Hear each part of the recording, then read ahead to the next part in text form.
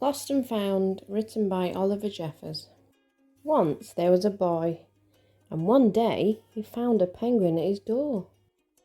The boy didn't know where it had come from, but it began to follow him everywhere. The penguin looked sad, and the boy thought it must be lost. So the boy decided to help the penguin find its way home. He checked in at the Lost and Found office, but no one was missing a penguin. He asked some birds if they knew where the penguin came from, but they ignored him. Some birds are like that. The boy asked his duck, but the duck floated away. He didn't know.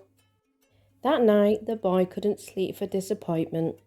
He wanted to help the penguin, but he didn't know how. The next morning he discovered that penguins come from the South Pole, but how could he get there? He ran down to the harbour and asked the big ship to take them to the South Pole, but his voice was much too small to be heard over the ship's horn. So together, he and the penguin would row to the South Pole.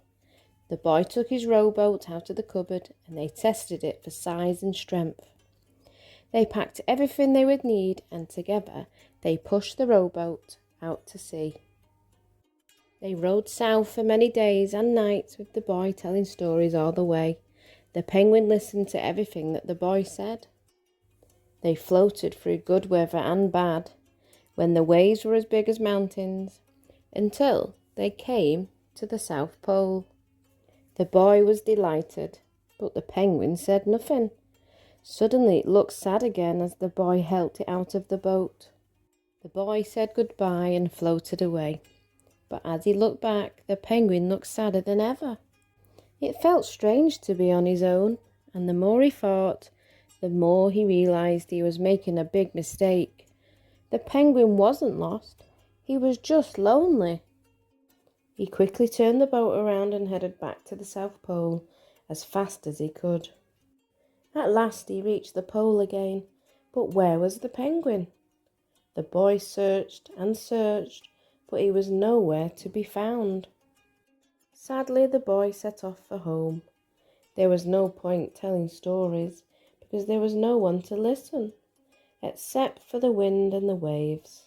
But then the boy saw something in the water ahead of him.